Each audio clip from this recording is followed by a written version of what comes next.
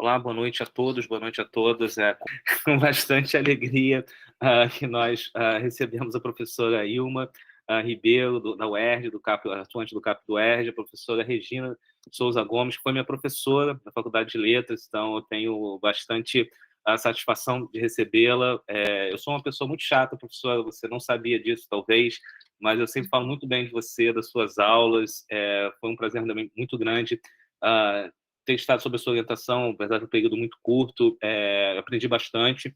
Então, é com muita alegria que nós recebemos a professora Ilma e a professora Regina nas nossas mesas redondas, nas nossas palestras, ou nas nossas conversas, como vocês preferirem, sobre educação e ciências. Apenas para lembrarmos do desenvolvimento, na semana passada nós não tivemos um problema de agenda dos participantes, da professora Fernanda Rigg e da professora Monique.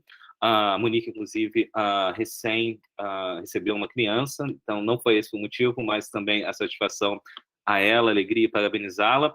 Mas nós começamos com história, passamos por biologia, física, e hoje eu chamei de linguística, mas na verdade, bom, fica ao critério, vou deixar os especialistas discutirem isso, mas o âmbito de letra. Então, apresentar primeiro a professora Ilma, depois a professora Regina.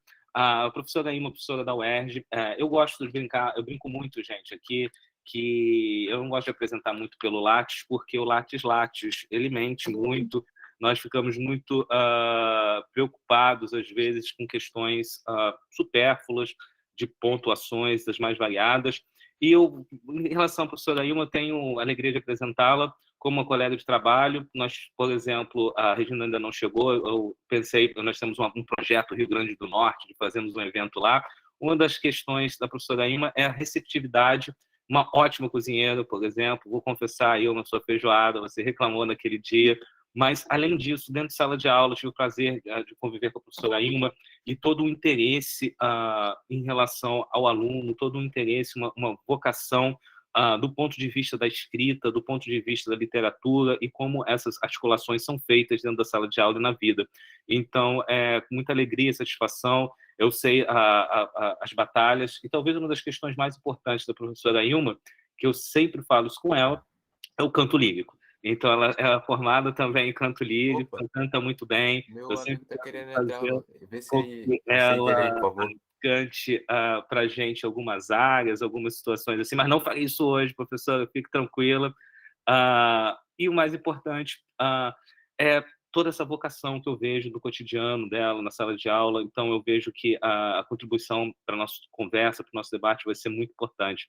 Por outro lado, também a professora Regina já disse no início, é muita alegria de ter participado das aulas da professora Regina, de ter visto também o empenho e como falávamos em off, né, rapidamente, de como essa relação possível, essa pretensa dicotomia entre o ensino básico e o ensino mais acadêmico, uma pesquisa, graças a Deus, aos poucos, essa ilusão vai se diluindo num senso comum. Nós temos professores do ensino básico com interesse muito grande em pesquisa e também vemos cada dia mais professores com uma questão mais acadêmica voltando sua pesquisa para o ensino básico.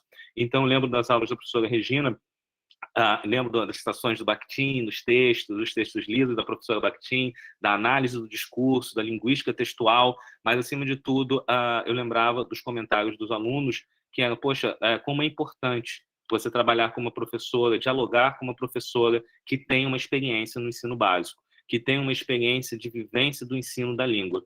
Então, eu sou muito suspeito, as pessoas sabem disso, é um tema que eu, evidentemente, aguardava, porque é uma área que eu gosto, é uma área que talvez, brincando, eu tenho um certo recalque de não trabalhar mais na área, então é com muita alegria que eu recebo vocês. Então, passarei a palavra à professora Ilma e depois à professora Regina e tomarei conta desses invasores na medida do possível, gente. Abraços. Jean, o Jean é uma pessoa muito querida. Antes de chegar, efetivamente, professora Regina, a gente conversava muito, porque em 2020 eu assumi uma coordenação lá no Colégio de Aplicação, e uma das pessoas com quem eu consegui dialogar sobre a temática linda, que é levantada num livro lindo chamado Pretinha, Eu, de um autor assim fabuloso chamado Júlio Emílio Braz, que conta de uma forma assim esplêndida, com muita delicadeza, mas de uma forma muito cativante sobre o racismo estrutural dentro da escola de elite, né? Foi o Jean. Então, eu fui catando pessoas para falar sobre as temáticas e o Jean conseguiu falar sobre a questão de como nós, negros, estamos fora desse ensino público, o ensino de qualidade, né? E a gente tem essa felicidade, tanto o Jean quanto eu, com todos os problemas do Instituto de Aplicação Fernando Rodrigues da Silveira, a gente procura fazer um trabalho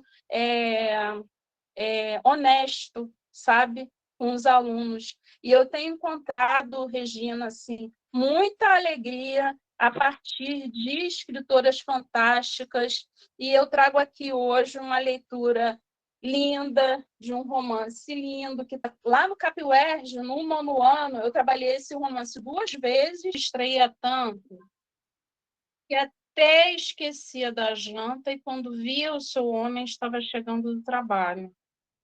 Ela gastava todo o tempo com pensar, como recordar. Relembrava a vida passada, pensava no presente, mas não sonhava e nem inventava nada para o futuro. O amanhã de Ponciá era feito de esquecimento. Em tempos outros, havia sonhado tanto. Quanto mais nova, sonhar até em um outro nome para si. Não gostava daquele que lhe deram. Menina, tinha o hábito de ir para a beira do rio e lá, se mirando nas águas, gritava o seu próprio nome. Pôncia Vicêncio, Pôncia Vicêncio. Sentia como se estivesse chamando outra pessoa. Não ouvia o seu nome responder dentro de si. Inventava outros. Pandá, Malenga, Keite. Nenhum lhe pertencia também. Ela, inominada, tremendo de medo, temia brincadeira, mas insistia. A cabeça rodava no vazio, ela vazia, se sentia sem nome, sentia-se ninguém. Tinha então vontade de chorar e risos. O homem de Ponciá achava que ia entrar em casa e viu a mulher distraída na janela. Olhou para ela com ódio. A mulher parecia lerda. Gastava horas e horas ali, quieta, olhando e vendo o nada. Falava pouco e, quando falava, às vezes dizia coisas que ele não entendia. Ela perguntava e, quando a resposta vinha, na maioria das vezes complicava mais ainda o desejado diálogo dos dois. Uma noite ela passou todo o tempo diante do espelho chamando por ela mesma, chamava e não respondia. Ela teve medo, muito medo. De manhã, ela parecia mais acabrunhada ainda. Pediu ao homem que não a chamasse mais Poncia Vicêncio. Ele, espantado, perguntou-lhe como a chamaria então. Olhando fundo e desesperadamente nos olhos dele, ela respondeu que lhe poderia chamar de nada. O homem de Ponciá estava cansado, muito cansado. Sua roupa empoeirada, assim como seu corpo, porejavam pó. Ele e outros estavam pondo uma casa antiga construção abaixo. Tarefa difícil. Cada hora era um que pegava na marreta e golpeava as paredes que resistiam. Ela se lembrava, a cada esforço, do barraco em que morava e que flutuava ao vento. Ao ver a mulher tão alheia, teve desejo de trazê-la ao mundo à força. Deu-lhe um violento soco nas costas, gritando-lhe pelo nome. Ela devolveu um olhar de ódio. Pensou em sair dali, ir para o lado de fora, passar por debaixo do arco-íris e virar logo o homem. Levantou, porém, amargurada de seu cantinho e foi preparar a janta dele. Esse romance da Conceição Evaristo, ele trabalha com vários e vários temas, né, ou temáticas. Mas eu gostaria de trazer para a gente aqui nessa noite linda a importância da estrutura verbal dessa sequência, né? De como os verbos, de como as ações são colocadas aqui por uma seleção tão meticulosamente, né? Impressionante, né? Então, ela gostava de ficar sentada perto do rio, olhando o nada. Olha aí como gostar de ficar e olhando nada remetem para essa situação existencial dela, né? Ela se distraía tanto que esquecia de tudo. Gastava o tempo com o pensar, com o recordar. Então, olha só, gostava de ficar sentada, ficava olhando nada, se distraía, né? Gastava o tempo no pensar, relembrava a vida passada, né?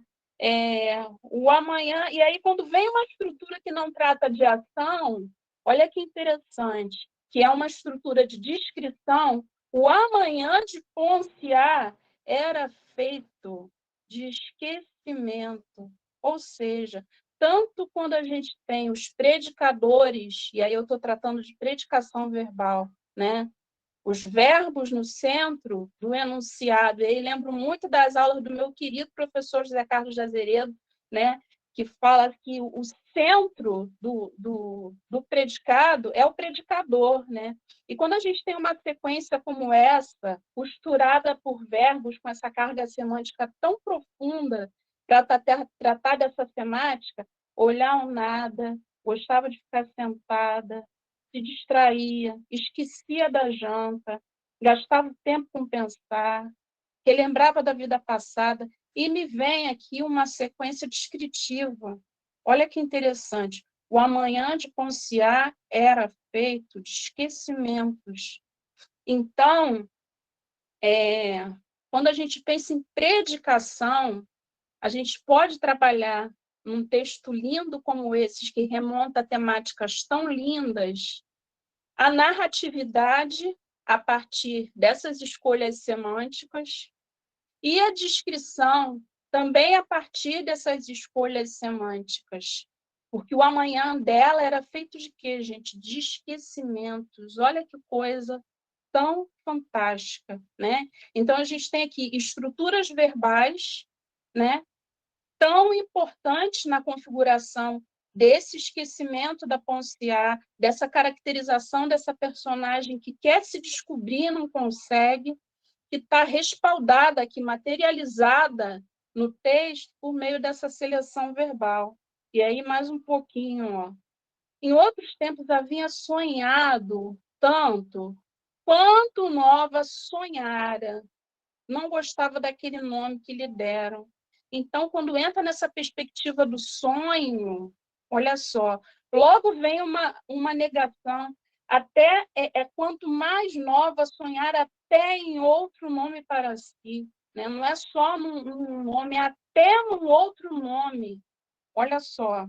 E quanto mais sonhara, né, ela não gostava daquele nome que deram. Menina tinha o hábito de ir para a beira do rio e lá, mirando nas águas, gritava o seu próprio nome. Então, quando sai dessa perspectiva desse sonho, desse pensamento, e ela vai para essa questão de gritar também, olha só, gritava o seu nome, né? Então, ela gritava, não ouvia, ela inventava outros nomes. Então, dentro desse texto, gente, a gente tem um caminho de predicadores que respaldam, que atestam, dentro dessa leitura, a importância para essa personagem desse chamamento e da nomeação. Se a gente fizer uma catalogação aqui, que não é a intenção dessa fala, a gente vai ver que a seleção semântica desses verbos, né, está toda voltada para essa questão do chamamento. Uma noite ela passou todo o tempo diante do espelho chamando por ela mesma. Então ela chamava, né? Ela ia para a beira do rio, ela gritava o próprio nome, né? Ela gastava o tempo pensando, nesse nome. E quando o homem dela entra na história, né, cansado, muito cansado, de novo a gente tem aqui a configuração, né, desse traço semântico da Conceição aqui nesse fragmento do chamamento e dessas estruturas todas. Espera aí, que eu estou fazendo 2 coisas ao mesmo tempo, mas isso é normal. Quem é professor faz 10 coisas ao mesmo tempo, fica com vontade de ir ao banheiro e não vai.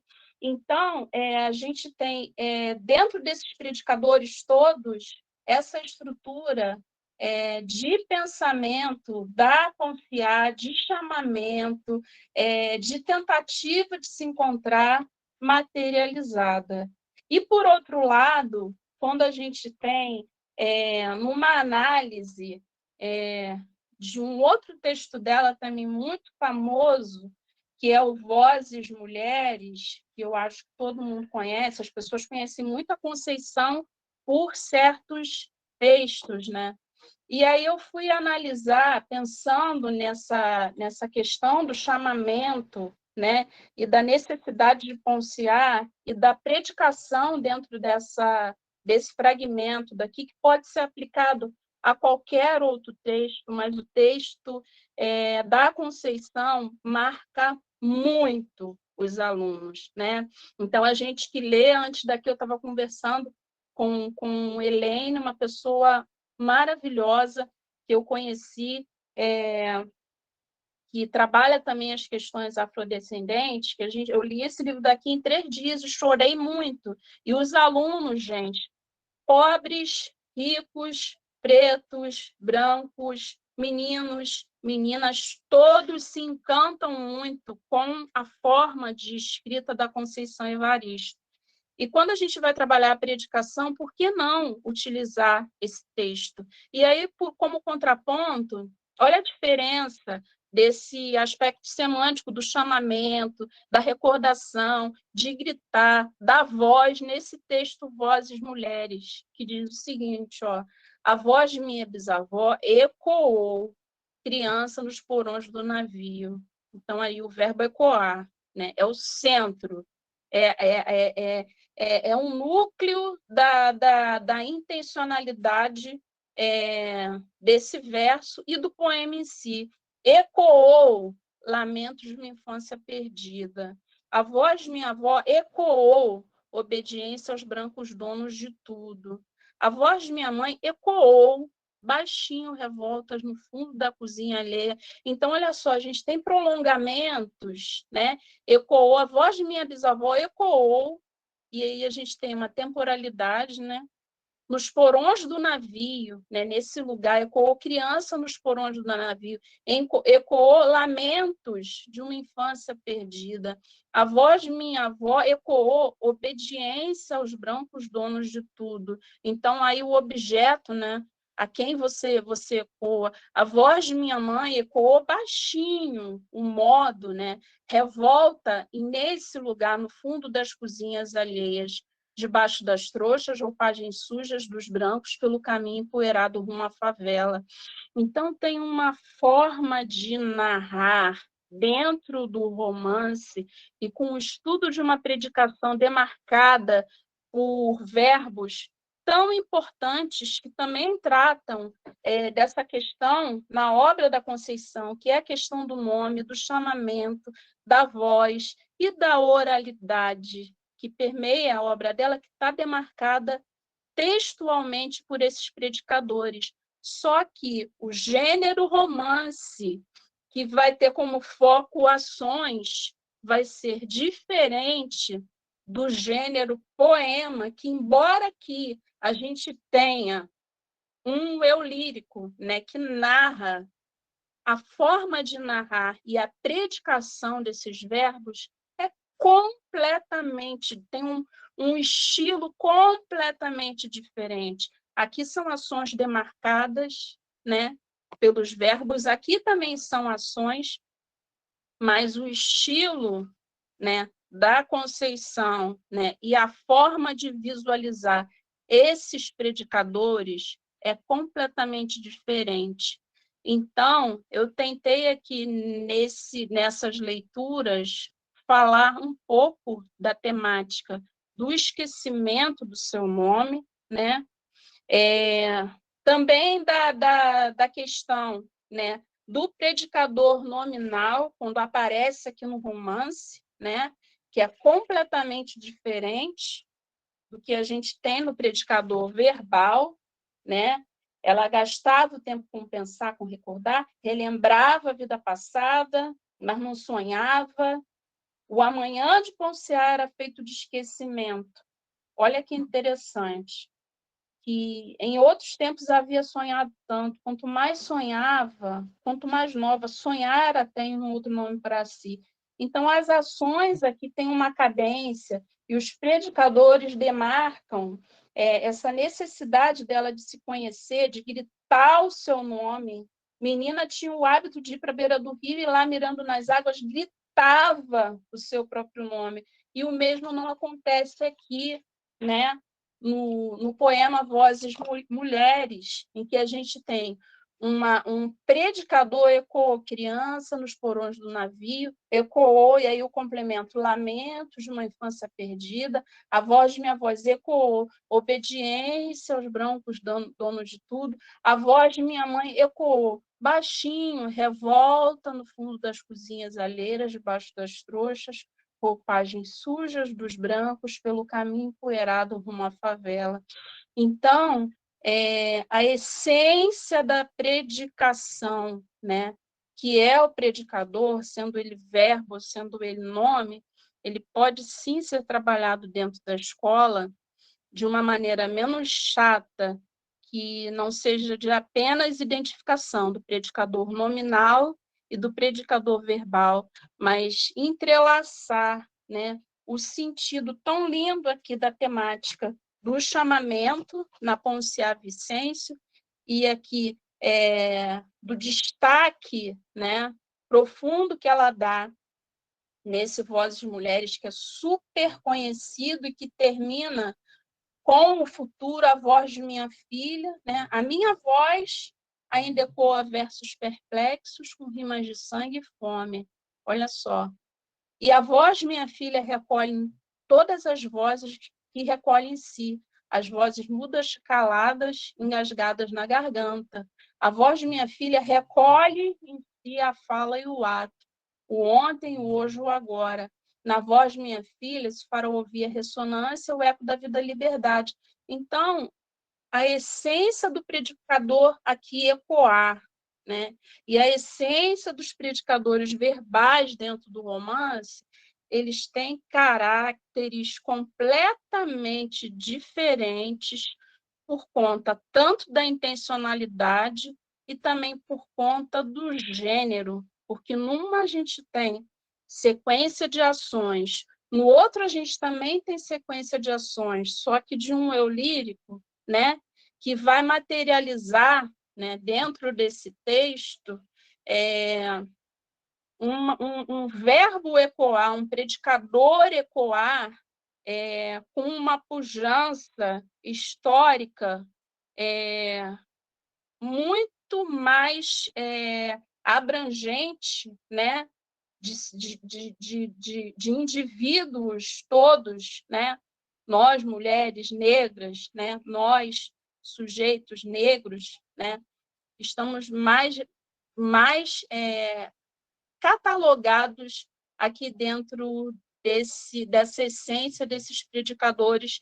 E aí é uma leitura que surge dentro da aula, e eu começo a perguntar aos alunos, e eles vão falando, e a gente vai tratando de predicação dessa forma, que não é só botar PV, predicador verbal, ou PN, predicador nominal. Isso é muito pouco e destrói completamente a essência desse livro lindo e desse poema lindo. Então, eu tenho tentado fazer isso no CAP, tenho tentado produzir textos com os alunos a partir dessas leituras e tornar a gramática algo mais científico e racional através dessa arte literária. É isso, gente. Boa noite. Estamos aí. Muito obrigado, Ilma. Antes de passar a palavra à professora Regina, algumas questões. Primeiro, a literatura nos salvará, ou já nos salva, visto totalmente o que aconteceu hoje. E eu tive um orientador, ele falava que a poesia é quase um golpe baixo, né? A literatura é quase um golpe baixo, pois ela nos mexe, nos toca de maneira muito incondicional. Eu acho que eu não posso ficar calado durante do acontecido, e eu acho, sobretudo, diante da sua sagacidade e da potência da literatura, quando você fala, por exemplo, do amanhã feito de esquecimentos. Eu tenho que colocar talvez um chapéu do grau de quem já estudou um pouco de política, quem já estudou um pouco de filosofia política, etc., etc., sobretudo na UERJ. Eu acho importante que o amanhã, nesse caso, realmente ele é feito de esquecimentos, como vai ser lá na formação da nação, mas também feito de lembranças. Então é importante, acho que não foi por acaso a invasão que sofremos, não foi por acaso os gritos que ouvimos, não foi por acaso que foi justamente no início da fala da professora Ilma sobre uma questão importante. E eu lembro, ela iniciou justamente lembrando do caso que nós fizemos juntos sobre o Pretinha Eu, e aí eu retomo o final, e já para passar também a palavra à professora Regina, justamente esses pressupostos lógicos, como que a língua nos ajuda a entender melhor, como nós nos orientamos melhor através da nossa experiência linguística, através do texto, e de certa maneira, sim, nós temos esquecimentos, nós precisamos esquecer algumas amarguras, algumas dores, alguns socos, mas também lembrarmos dos gritos, lembrarmos do passado, lembrarmos dos porões, e que, de certa maneira, como a professora Emma trabalhou muito bem, a ideia de diferentes semânticas, diferentes contextos, diferentes aplicabilidades, um ecoar, um clamar, um chamar, e nós conversamos aqui, a organização da mesa, o momento. Todos sabem que eu evito ao máximo falar de política, eu evito ao máximo trazer esses comentários, mas mesmo evitando, isso não pode cair no esquecimento, mesmo sussurrando aos poucos, clamaremos, e apesar de você, amanhã é de ser outro dia, e não apesar de você, professora Regina. Com você, amanhã há de ser outro dia, com memórias e esquecimentos. Então, passo a palavra a você. Amém. Obrigada, Jean. Primeiramente, eu quero assim manifestar o meu prazer, minha alegria de estar aqui com vocês, né? Logo que o Jean falou do projeto, eu já fiquei hiper encantada, assim, adorei, achei assim fabuloso, né? Então, eu até assim, eu preparei uma fala também, eu peguei literatura, um texto literário, né? Para discutir um pouco, né, das contribuições que eu posso, né, trazer, mas eu queria começar mesmo falando sobre essa questão que você iniciou a conversa, né, e eu acho que me motivada assim, pela ideia de vocês de reunir, né, os professores que estão atuando, né, no ensino superior e professores que estão atuando no ensino fundamental e médio, né, e essa conversa que a gente precisa ter entre esses espaços, né? Então, essa primeira questão, né, que eu acho que é importante a gente colocar. E falando das políticas públicas, né? Então, recentemente, eu fiz um trabalho justamente estudando o site do MEC.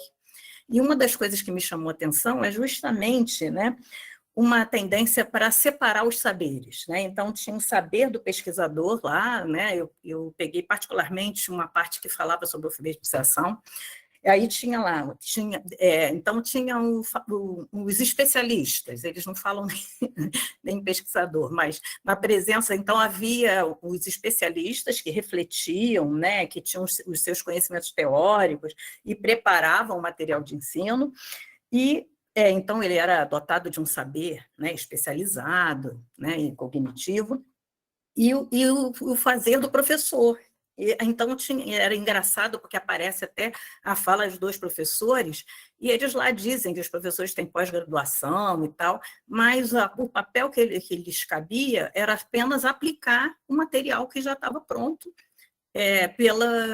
que foi preparado por esses especialistas. Então, o MEC tem um manual, né, de alfabetização, e tem lá todas as atividades que os professores têm que aplicar. E os professores diziam isso. Eu apliquei e deu certo, eu aplico. Então, um professor especializado, mas que não pensa, que não faz o trabalho, que não participa, né, refletindo junto, né, e contribuindo junto. Então, isso é a primeira coisa que me chamou a atenção. Né? Então, ele é o executor do que propõem os especialistas, né? no Psych do MEC. Né? Então, todo aquele saber do professor, né? que está construído na prática cotidiana, né? na sua própria formação formal, né? Formação acadêmica, assim, na compreensão que ele tem das condições de sociais, históricas, culturais do espaço em que ele atua e tal, tudo isso foi silenciado, né, nas políticas públicas. Né? Então, não é levado em conta para a preparação das propostas pedagógicas pelos governos. Né? Então, tem sido assim, eu tenho percebido, né, que tem sido frequente a elaboração de manuais, de apostilas nos serviços públicos. Eu acho que o espaço do CAP e de alguns institutos federais, que tem uma outra percepção, né, do professor como também pesquisador, do professor que também está refletindo e participando de projetos, né, tem extensão, tem a pesquisa, tem tudo em funcionamento, é diferente de uma experiência dos professores que estão nas prefeituras, no Estado, que são esses que acabam, para os quais está sendo imposto um manual, uma apostila, em que ele não participa da produção mais das atividades de ensino. Ele apenas aplica um material que já está lá, e há uma exigência, né, de que aquele material seja utilizado, Então, ele deixa de ser um ator pedagógico do seu trabalho. Né?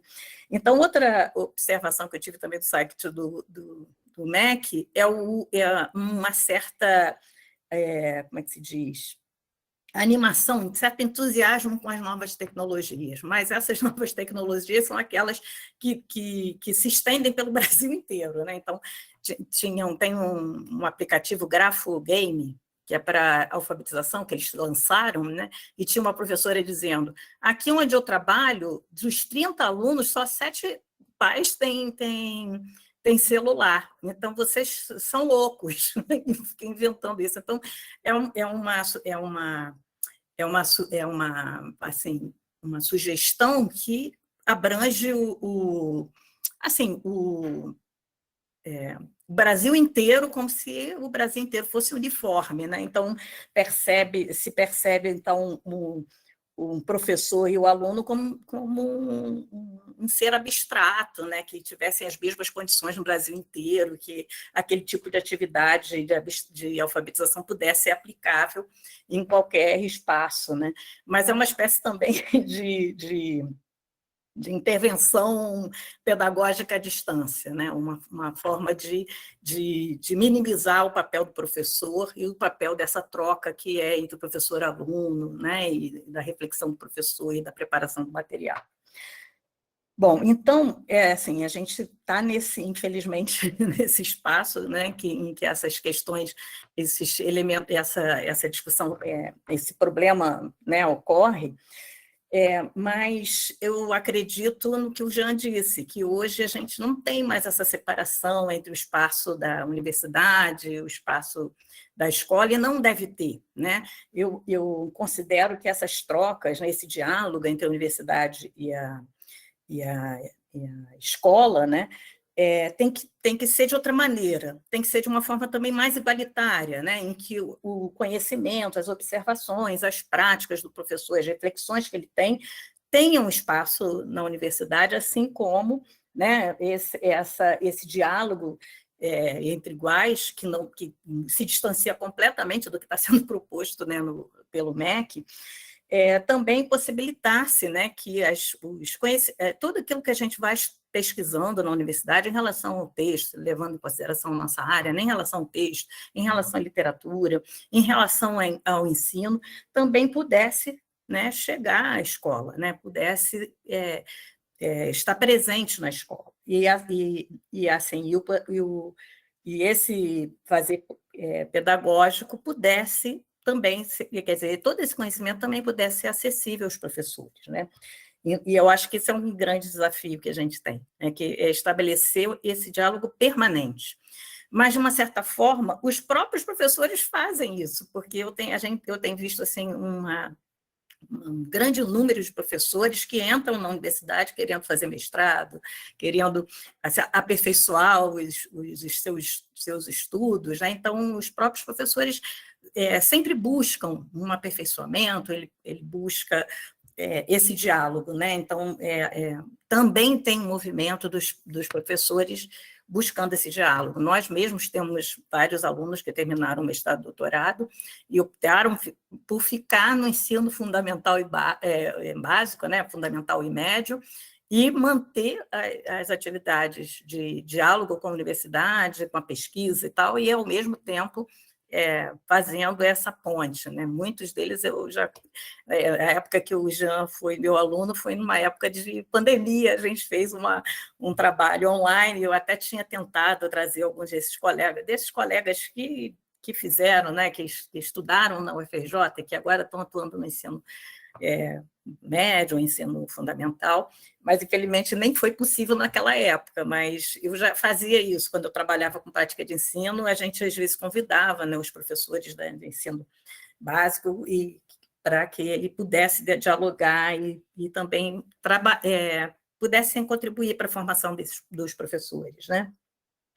Bom, eu acho que um desafio que a gente tem para aplicabilidade do que, né, tá falando do ponto de vista, meu ponto de vista, né, que estou na universidade, eu acho que uma das dificuldades é que a gente usa uma linguagem acadêmica, né, teórica, acadêmica, e essa linguagem, ela acaba sendo um desafio para a transposição pedagógica, né?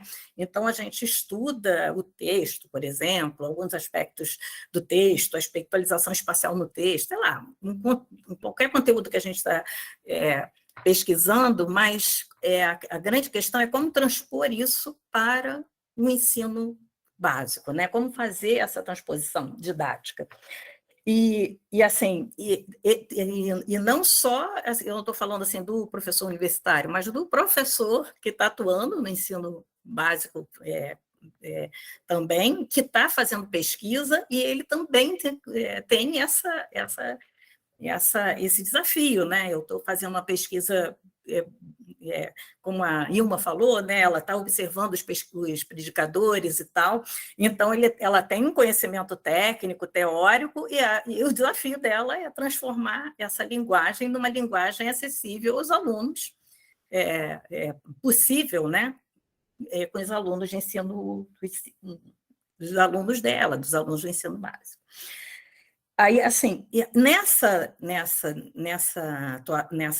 questão, eu acho que o grande desafio é para o professor que está atuando, quer dizer, quem, no final das contas, vai fazer essa transposição é o professor a cada turma que ele pega, né? Então, numa vai dar certo uma coisa, na outra não vai dar certo, então, esse professor ele tem que ter autonomia, ele tem que ter a formação, ele tem que ter a autonomia, e ele tem que ter o direito, né, de propor as atividades pedagógicas a partir do seu saber e a partir das exigências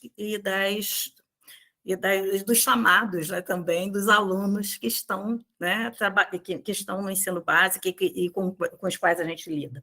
Isso acontece em qualquer nível de ensino, e também, quando a gente está trabalhando no ensino superior, cada turma é uma, a gente propõe uma coisa para uma turma, dá certo, propõe para outra, não vai dar certo, e a gente vai ter que ir adaptando também uma linguagem técnica, mais técnica ainda, para uma linguagem voltada para um aluno de graduação, né? Agora peguei primeiro período, então esse é um desafio grande, né? Então, são alunos que acabaram de terminar o ensino médio, então você está trabalhando produção de texto, trazendo determinados conteúdos teóricos, e ele tem que chegar naquele aluno, ele tem que entender o que a gente está falando, né? Bom, eu acho que tem outros riscos também nessa transposição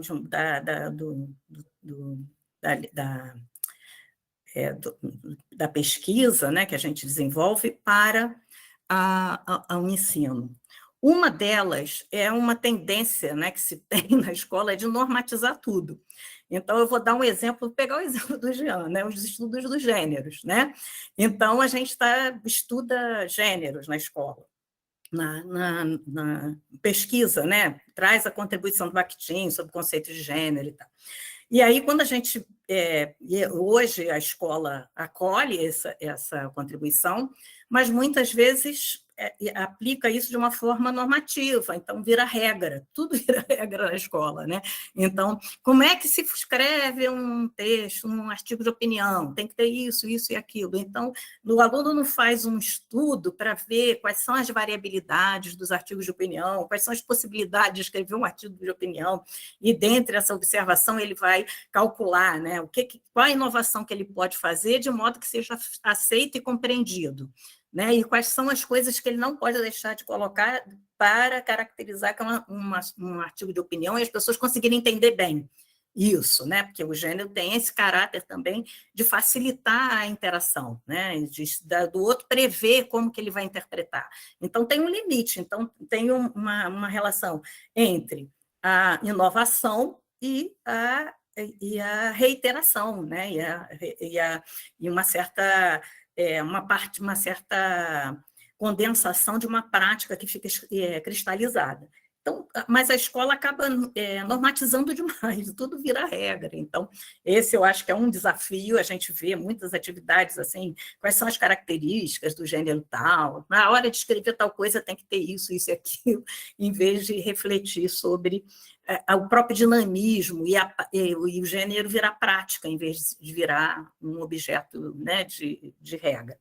E a outra é a restrição ou a universalização, né, de determinadas abordagens teóricas, o que o gênero também serve como exemplo. Então, a gente vê, por exemplo, que os estudos sobre gêneros acabaram capturando todas as outras possibilidades de estudar a língua. Né? Então, eu não estou dizendo com isso que os estudos sobre o gênero são inúteis, não, são importantes, ajudam no ensino, etc., mas não é tudo gênero, tem muitas outras coisas a se estudar, além da questão do gênero. Então, o gênero é uma coisa importante quando a gente está falando da linguagem uso, que é o que a Ilma muito bem ilustrou, né? Se a gente está falando da linguagem uso, o gênero é um elemento importante porque ele justamente condensa as práticas de interação humana e as práticas dos usos.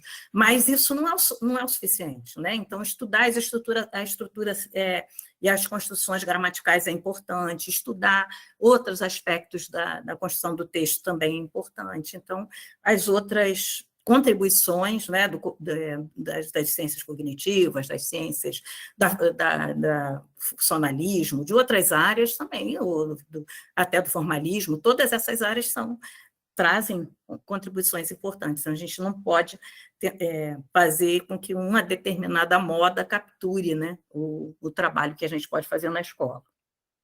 Bom, a minha ideia, eu não sei, eu acho que dá tempo ainda, é mostrar, né? Porque assim, a minha linha de pesquisa é a semiótica. E aí eu pensei assim, o que eu posso também fazer? É tentar mostrar, né, assim, como que esses estudos que a gente tem, né, sobre o texto, o discurso, poderiam ser aplicáveis no ensino de leitura, pode ser de leitura, de produção textual, de outras coisas, mas eu escolhi, né, de leitura, então, assim, com um exemplo concreto, então eu escolhi uma poesia, né, e aí eu escolhi uma poesia que eu trabalhei com os alunos de primeiro período agora, nessa semana. E aí eu achei interessante porque eu trouxe a poesia para eles, né? E aí eu perguntei, o que vocês perceberam do texto, que antes da gente, né, vamos começar discutindo, eu queria saber as impressões que eles tiveram do texto. Aí foi um silêncio, eu falei, mas por que esse silêncio e tal? Aí uma menina disse assim para mim, aí uma se manifestou, né? Disse, professora, porque, sinceramente, eu não sei o que dizer desse texto, eu não entendi, eu não sei que entendi nada, eu não tenho o que dizer sobre esse texto e tal.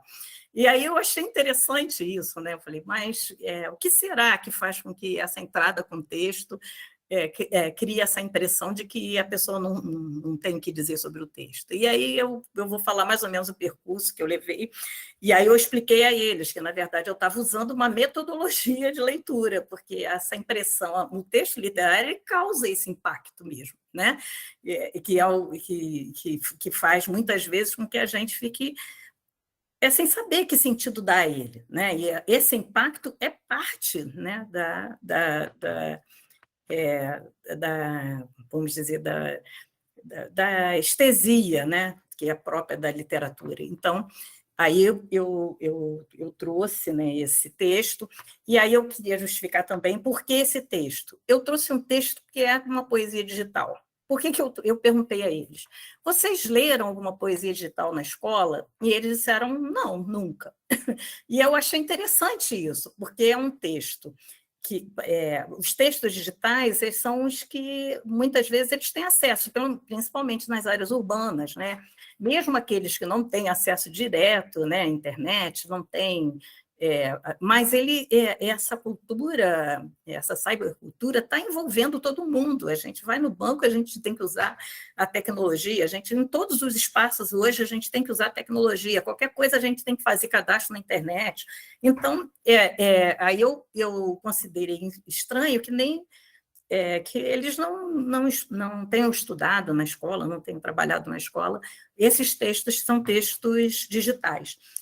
E até porque hoje a gente tem os fake news, a gente tem um monte de textos que circulam em que a questão da veridicção ela é problemática. Então, é importante a gente também trabalhar com os alunos esses textos para que eles percebam mais marcas que vão fazer com que a gente desconfie deles.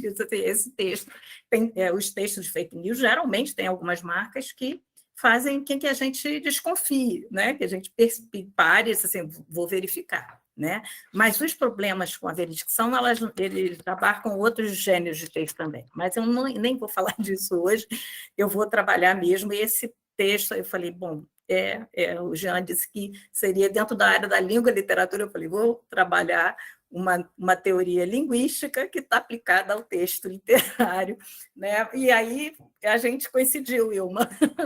O trabalho que a Ilma trouxe acabou. Eu falei, gente, que coisa! Parece que a gente combinou. Bom, então eu vou. Jean, eu trouxe aqui eu fiz uns slides. Aí eu acho que eu posso. Sem problemas, pode sim, professor. Tá? Bom, tem uma guia. Então, eu vou colocar primeiro o poema. Deixa eu ver se dá para. Peraí, deixa eu ver se vocês conseguem. Dá para ver? Sim, está no YouTube, na janela. Isso. Maximizar, talvez, no YouTube, melhor. Como é que eu faço isso? Na parte direita da janela do YouTube, a última janela. Quando você clicou ali, apareceu. Vai em cima do vídeo, isso, ali, aí lá embaixo tem como fazer a transmissão. Ih, não sei, não. Aí. Aonde, meu Deus? Se você clicar embaixo, quando tem um play, ali embaixo, isso, é lá no ponto da canto direito, exatamente. Conseguiu? Aí, sim, sim. Eu acho então que eu vou voltar aqui.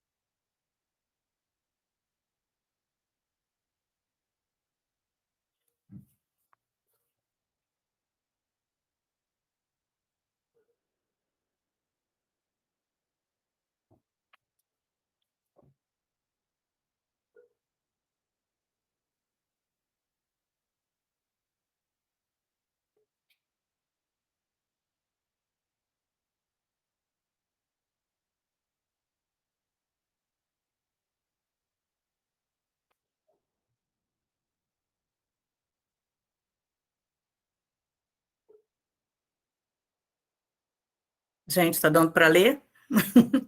Sim, sim.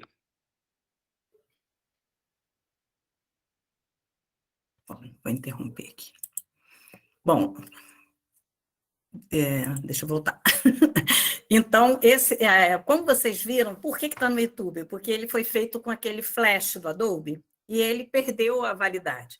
Então, mas, na verdade, o poema, quando eu conheci, era aquele que você clicava no ícone, abria o poema, aí você clicava no poema, mas o que foi gravado, eu acho que deu para ver o mouse, né? A pessoa que manipulou o poema passou ali o mouse, né? E aí surge aquela primeira janela em que tem a explicação dicionarizada do que é cobogó, né? E depois aparece o poema com aquele movimento, né? Você viu que ele clicou e depois o poema ele foi se configurando na frente do leitor. Né? Então, é um poema que tem vários elementos que a gente tem que levar em conta, que eu não vou conseguir falar de todos eles, mas o movimento do corpo, quer dizer, há um empenho do corpo para a realização do poema. Então, a participação do leitor, ele não é só cognitiva, ele também é pragmático, ele também tem que mexer, né? Alguns poemas, inclusive digitais, o tempo inteiro você tem que ficar clicando para que o poema chegue até o fim. Tal. Tem várias possibilidades, né? O poema, esse tem um fechamento, pelo menos, mas alguns não. É impossível chegar ao fim do poema, porque são tantas probabilidades de combinações que a gente tem que se conformar com a abertura do poema. Né? Então, aquela abertura que a gente diz que o texto literário tem se concretiza nos textos digitais, né? Eles se iconizam, né, no texto digital. Então, aí eu posso colocar também aqui agora uma janela para mostrar como é que eu trabalhei com os meninos. Agora eu não estou conseguindo achar ele. Agora apareceu o guia. Posso? Claro, claro. Bom, então, né, aqui eu tinha feito, né, então a gente tem aqui, então aí a primeira coisa que eu trabalhei junto com eles, né, então o primeiro contato eles disseram, eu não sei que sentido dá esse poema, né, bom, mas a gente vai começar, né, a pensar nele, considerando, a primeira coisa que a gente vai considerar é que esse poema, ele abrange várias linguagens, né? Então, a gente tem uma fotografia, a gente tem um texto verbal, né? A gente tem um movimento também, né? O próprio texto verbal, ele constrói um desenho, né? É um desenho de Cobocó, pela forma que vão se distribuindo os versos, né, formando buracos, né? Então, a gente tem que levar em conta todas essas linguagens, mas vamos começar primeiro da linguagem verbal, né? Então, num primeiro momento, a gente tem uma explicação do que é Cobogó, dicionarizada. Então, a gente já observa que existe um plano de leitura, que é um plano de leitura que trata da descrição de um elemento arquitetorial, não vai sair, né? De arquitetura, um elemento de arquitetura,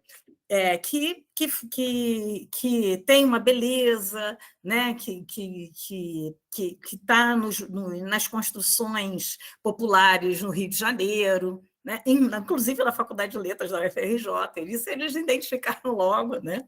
E aí a gente vê que há uma descrição da beleza dessa solução, vamos dizer, da arquitetura dos prédios, que torna que é uma solução barata, né? Mas que refresca a construção, que deixa entrar luz, mas que deixa ver também o exterior e tal, né?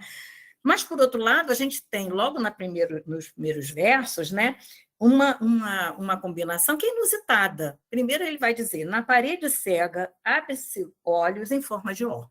Ora, é atribuído à parede, que é um ser inanimado, uma característica que são de seres animados, os olhos, né, a cegueira, não são categorias que que se aplicam a uma parede. Então, isso já é um indicativo de uma forma de ler. Então, o próprio gênero é um indicativo da forma de ler, quer dizer, é um poema. Então, a gente vai esperar o quê? A gente vai esperar conotação, a gente vai esperar uma polissemia, a gente vai esperar uma inventividade. E isso faz parte do movimento cognitivo da interpretação do texto, né? E todos esses elementos são importantes. E aí, e essa combinação já indica uma forma de ler, né? Uma forma de ler que é também metafórica, que também assim, inusitada. Então, a gente vai... a primeira coisa que eu falei com eles é, bom, já que vocês não estão conseguindo dar um sentido, né, já pronto para o texto, vamos fazer uma reunião de palavras que tenham elementos em comum, para a gente observar quais são os sentidos, qual é a relação de sentido que a gente pode estabelecer no texto. Então, a gente começou a juntar as palavras. Então, a gente viu lá, parede, a gente pode combinar com bloco, que pode combinar com sólido, que pode combinar com clausura e nó, né? De um lado. Então, são o que na semiótica a gente chama de figuras e temas, que são palavras mais concretas, como parede, e outras mais abstratas, né? Como a gente vai ver, por exemplo, em livre, né? A liberdade é uma palavra mais abstrata. A própria clausura, apesar de ser um espaço, ele também é um modo, né? Um modo de estar num espaço, né? Num espaço fechado, né? E aí, a gente, do outro lado, tem abrem-se os olhos. Aí eu me lembro de uma menina que disse livre, né? A primeira que ela escolhe como o outro grupo, né? Eu achei interessante, porque não é a primeira palavra, é uma das últimas, mas é a que ela atribui uma importância maior, né? E que para relacionar com as outras. Então, abrem-se olhos, forma de ó, aerado, arenoso, luz, ar, livre, sol, a gente pode juntar num outro conjunto. Aí os sentidos começaram a aparecer, quer dizer, os próprios alunos, né, começaram a associar um sentido para isso. Só bastou a gente fazer uma relação de palavras que têm relação semântica em comum que os sentidos começaram a aparecer.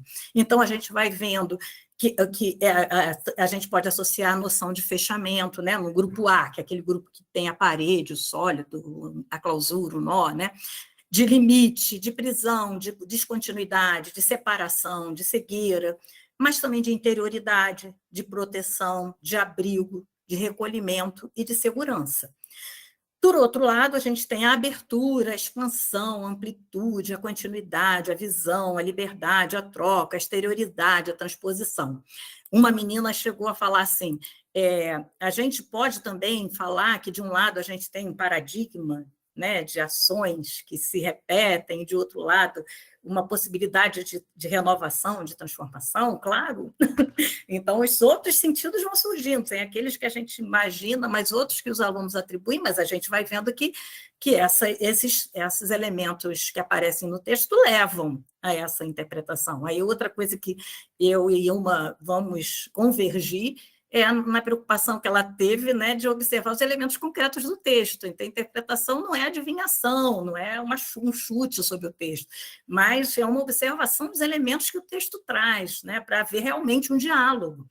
Porque quando a gente se apoia no texto, a gente ouve o outro.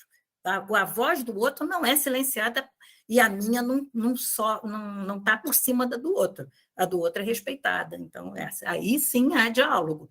Eu trago a minha experiência e a minha experiência me faz observar algumas coisas e outras não. E por isso que cada uma dessas leituras vão se somando.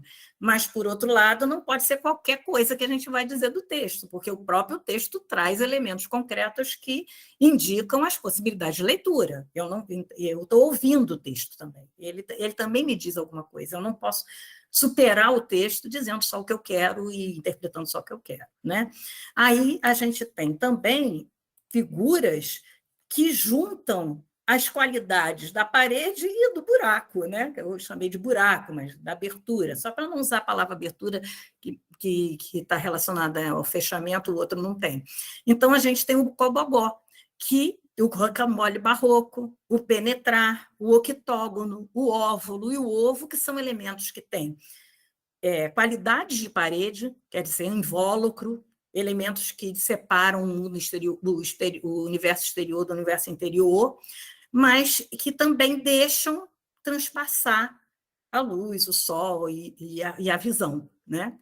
Então, quais são os elementos, os valores que são afirmados como positivos no poema? A gente percebe uma direção no poema, uma direção afirmando a liberdade, né? Mas também afirmando o abrigo, a proteção. Então, não há uma negação completa da parede, porque a parede tem olhos, né? Então, não, tem qualidades de parede e qualidades de aberto, né? de buraco, de espaço de transição. Então, no poema se unem, né? A gente tem um valor mais complexo, mais pleno, porque o Cobogó ele junta as duas coisas, né?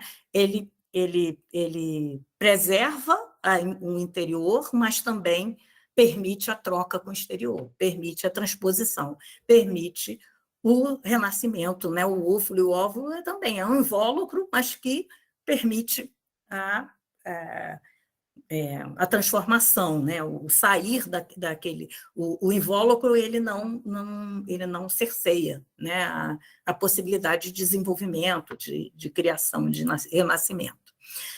Aí a gente vai ver que na linguagem verbal a gente também tem elementos que reiteram esses sentidos, né? Então a gente vai ver lá, eu vou só citar alguns, se a gente for trabalhar esse poema a gente vai achar muito mais coisa, né? Mas eu vou citar alguns para não ultrapassar tanto tempo que eu já vi, que eu já ultrapassei. Então a gente tem o uso das vogais abertas e arredondadas, a gente tem os enjambemãs que dão aquele movimento, né? Então a gente tem, por exemplo, bloco a bloco, tem bloco de um lado a bloco do outro, então a construção sintática está quebrada no verso e só se completa lá no outro, né? Então ele cria um movimento de continuidade, né? Tem uma estrofe que termina com um por, aí que vai se juntar lá por através né? Então, a gente vai ver que esses são... Na linguagem visual também a gente tem os buracos, né? Tem a fotografia do Cobogó, tem os blocos, tem aquelas figuras retilíneas, né? Os blocos bem delimitados, mas também os arredondados que estão dentro lá dos blocos, né? E a gente tem as cores, as graduações de cinza e preto, mas também tem a cor clara aberta, que é o amarelo, né? Que faz um contraste, os contrastes de luz e sombra e tal, que vão criando, né, esses espaços. E há um trabalho com espaço, né, um dinamismo no espaço. Então, a gente tem um enjambement visual também, né? Então, esses espaços que se dinamizam. Então, a gente tem um trabalho aí que a gente chama de especulação do espaço, que é a relação dos limites, a gente estuda os limites, as ultrapassagens de limites, as transposições, os deslocamentos, o dinamismo. Então, há um tratamento aí do espaço que leva a uma visão, né, de mundo que é mais aberta, que que permite enxergar do outro lado, que permite transitar, né, entre um espaço e o outro. Tal. Então, assim, aí eu estou terminando, tá? Então, assim, a gente, para permitir fazer essa leitura, né, para eu poder fazer essa leitura, eu assim, parti de um monte de estudos, né? Alguns que eu mesma desenvolvi, outras que eu desenvolvi junto com outras pessoas. Na verdade, na maioria desses estudos, são coisas que eu me dediquei em algum momento na vida. Então, por exemplo, sobre as linguagens na cybercultura, que é um projeto de que eu participei junto com o pessoal da UF, sobre o gênero, né, possibilitando que a gente tenha uma previsibilidade de interpretação, então os estudos que eu fiz sobre o gênero, mas também sobre como interpretar, né, a verossimilhança e não a verdade objetiva, né? A questão dos planos de leitura, né? A conotação, etc. Sobre as linguagens visuais plásticas, que é uma coisa que eu me dediquei também um tempo, né? Então, como a fotografia, o desenho, a pintura, né? Quais são os elementos que a gente tem que observar nesses objetos visuais, os sincréticos que juntam as duas linguagens, né, formando uma unidade de sentido, sobre as práticas de interação na internet, né, presendo esse corpo que sente, esse que age, né, que intervém, esse sujeito que apreende um sentir também das texturas, né, como a gente vê lá em Cobogó, né, que quase a gente pode tocar, né, sentir o tato né, daquelas texturas que aparecem nas imagens, e que tem os intertextos, o movimento do clique né, do mouse, é sobre a espectralização especial e sobre as práticas de leitura. Então, vários estudos, né, que eu fui fazendo, eles se mobilizam ali para a gente poder orientar o aluno nessa leitura, né, e fazendo com que ele saia. Eu vou parar aqui. Eu vou botar primeiro aqui, e que ele saia, eu não vou nem falar das conclusões, porque eu já acabei, já ultrapassei o tempo. Então, fazendo com que ele saia, né, do não entendi nada para um momento em que ele vai dando sugestões do que a gente pode observar, que ele foi observando outras coisas. Então, partindo dessa coisa simples, que foi só reunir elementos semânticos concordantes, os próprios alunos foram observando outros elementos. Então, o que a gente tem que fazer, na verdade, é fazer com que eles observem determinados elementos, e aí a fundamentação teórica está com a gente, mas a orientação ela não é você dizer, aqui tem uma aspectualização espacial, não precisa, quer dizer, pode até, dependendo do interesse do aluno, porque eu também sou contra essa coisa de dizer assim, os alunos de ensino fundamental não são capazes de entender teoria. A minha experiência é que eles são capazes, eles produzem teoria, então isso vai depender da própria solicitação dos alunos, né? Essa turma mesmo de primeiro período, eu tenho trabalhado alguns conteúdos que são teóricos de uma forma mais branda, vamos dizer assim, trazendo, e eu tenho visto eles me pedindo, tem mais coisas sobre esse tema que a gente pode ler? E aí eles enfrentam, leem, depois trazem as dúvidas e dizem, olha, isso aqui eu não entendi muito bem, aí eu vou explicando e tal. Então, a gente não pode pensar também que os alunos não são capazes de teorizar. Mas a entrada não pode ser a aspectualização espacial. Não, a entrada é com texto. Aí o texto vai trazendo a curiosidade, aí eles vão perpassando, como a Ilma falou, né? Então, não precisa ser uma coisa chata, a gente pode partir do encantamento do texto, da forma de trabalhar, observando a linguagem em uso e tal, e a partir daí a sistematização gramatical pode vir, e eles vão ter interesse até de pensar junto, refletir e chegar a isso. É isso. Desculpem o excesso porque eu vou me empolgando e acabo...